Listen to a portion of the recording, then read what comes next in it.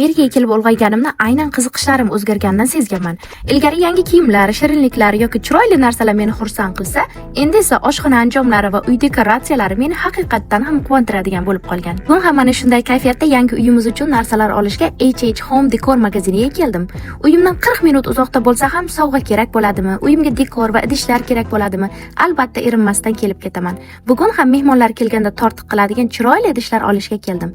Lekin ishonavering, bu magazindagi hamma narsani uyimga ko'tarib ketgim keldi. Bu magazinda nafaqat narxlar juda hamyonbop, balki mahsulotlarning sifati va dizayni ham zo'r.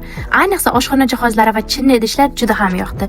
Turk naqshlari bilan bezalgan chiroyli finjonlar, qoshiqlar, zamonaviy dizaynga ega ovqatlanish idishlari va choy to'plamlari juda ko'p ekan. Hattoki Amerikada mashhur bo'lgan Mackenzie Child brendi ham bu turk uslubidagi go'zalliklarni ko'rsa lol qolsa kerak deb o'ylayman. Kechki ovqat idishlari setlari, nonushta setlari, eng mashhur brendlarning qozon va kastryolkalari.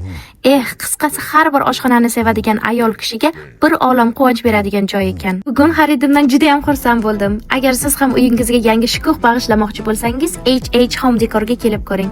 Siz ham menga o'xshab uyingizga narsa olsangiz ko'proq xursand bo'lasizmi yoki faqat mendami bu holat? Izohlarda sizni kutib qolaman va to'liq obzor videolarini storiesda ko'rsatdim.